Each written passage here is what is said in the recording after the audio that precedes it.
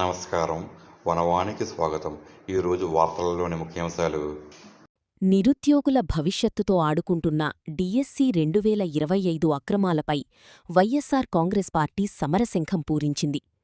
వైఎస్సార్సీపీ అధినేత శ్రీ వైఎస్ జగన్మోహన్ రెడ్డి పిలుపు మేరకు చేపట్టిన దగా డిఎస్సిపై ప్రజాపోరాటం రెండో రోజు రంపచోడవరంలో ఉధృతంగా సాగింది. నిరుద్యోగ యువతకు న్యాయం జరిగే వరకు విశ్రమించేది లేదని నాయకులు స్పష్టం చేశారు. డిఎస్సి నియామకాల్లో జరిగిన భారీ అవకతవకలపై తక్షణమే సీబీఐ విచారణ జరిపించాలని, ఈ దగాకు నైతిక బాధ్యత వహిస్తూ విద్యాశాఖ మంత్రి నారా లోకేష్ తక్షణమే తన పదవికి రాజీనామా చేయాలని డిమాండ్ చేస్తూ రంపచోడవరం అంబేడ్కర్ సెంటర్ వద్ద రిలే నిరాహార దీక్షలు హోరెత్తాయి. ఈ దీక్షా శిబిరంలో మాజీ ఎమ్మెల్యే శ్రీమతి నాగులపల్లి ధనలక్ష్మి, నియోజకవర్గ పరిశీలకులు శ్రీ కర్రి పాపారాయుడు పాల్గొని మద్దతు తెలిపారు. ఈ సందర్భంగా మాజీ ఎమ్మెల్యే ధనలక్ష్మి మాట్లాడుతూ, అర్హులైన అభ్యర్థులకు మొండిచేయి చూపిస్తూ అక్రమాలకు పాల్పడటం దారుణమని, ప్రభుత్వం దిగివచ్చే వరకు తమ పోరాటం ఆగదని హెచ్చరించారు. ఈ కార్యక్రమంలో రంపచోడవరం నియోజకవర్గ పరిధిలోని అన్ని మండలాల వైఎస్సార్సీపీ ఎంపీపీలు, జెడ్పీటీసీలు, మండల పార్టీ అధ్యక్షులు, వైసెంపీపీలు, జిల్లా, నియోజకవర్గ, మండలస్థాయి ప్రజాప్రతినిధులు, వివిధ విభాగాధిపతులు, నాయకులు, వైఎస్సార్సీపీ కార్యకర్తలు మరియు పెద్ద సంఖ్యలో నిరుద్యోగ యువత పాల్గొని నిరసన గళాన్ని వినిపించారు. 4 లక్షల ఉద్యోగాలు తీస్తామని చెప్పేసి ఈ రోజుకి 2 సంవత్సరాలు అవుతున్నా కూడా 8 లక్షల ఉద్యోగాలు తీయాలి.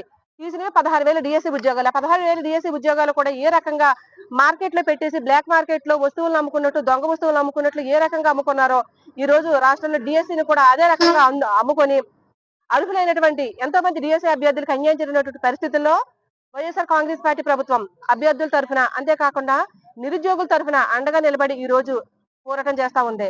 అంతేకాకుండా గతంలో కూడా మనం ఒక సంవత్సరం వెనక్కి చూసుకుంటే ఏ సంక్షేమ పథకం అమలు చేయాలన్నా, అమ్మఒడి అమలు చేయాలన్నా, లేకపోతే ఇతర సంక్షేమ పథకం రైతు భరోసా అమలు చేయాలన్నా కూడా వైఎస్ఆర్ నాయకులు, వైఎస్ఆర్ కాంగ్రెస్ పార్టీ రోడ్డుకి ధర్నాలు చేసి, ర్యాలీలు చేసి, నిరసనలు చేస్తే తప్ప సంక్షేమ పథకాలు గతంలో అమలు చేయలేదు.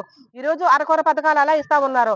గతంలో ఇదే ముఖ్యమంత్రి, ఇదే చంద్రబాబు నాయుడు గారు అధికారం లేని రోజుల్లో సంక్షేమం గురించి మాట్లాడినప్పుడు ఎవరు బాబు గారు సొమ్మిస్తున్నారు, ఎవరి తాతగారు సొమ్మిస్తున్నారు, ప్రజలు కట్టిన ట్యాక్సుల డబ్బులే కదా ప్రజలకు ఇస్తున్నారు అని చెప్పేసి ప్రజల్లోకి ఒక రాంగ్ మెసేజ్ తీసుకెళ్ళినటువంటి ఈ కూటమి వాళ్ళు మరి ఈ రోజు వీళ్ళు అధికారంలో ఉన్నారు కదా, మరి ప్రజలు ఇప్పుడు కూడా ట్యాక్సులు కడుతున్నారు కదా, మరి ఈ డబ్బు అంతా ఎక్కడికి పోతుంది? మరి ప్రజలు కట్టిన డబ్బు ఆ రోజు అన్నారు కదా, మరి ఆ డబ్బుని ఎందుకు ప్రజలు ఇవ్వకుండా స్పెషల్ హెలికాప్టర్లు వేసుకుని వీళ్ళు తిరుగుతున్నారా, వాళ్ళకి ఇవ్వకుండా అని చెప్పేసి మేము అడుగుతా ఉన్నాము. ఏదైతే 2 సంవత్సరాలుగా నిరుద్యోగులకు ఇస్తానన్నటువంటి నిరుద్యోగ భృతి 3,000 రూపాయలు ఏదో ఈ 2 సంవత్సరాల బకాయిలు లేవని తక్షణమే నిరుద్యోగులకు చెల్లించాలి.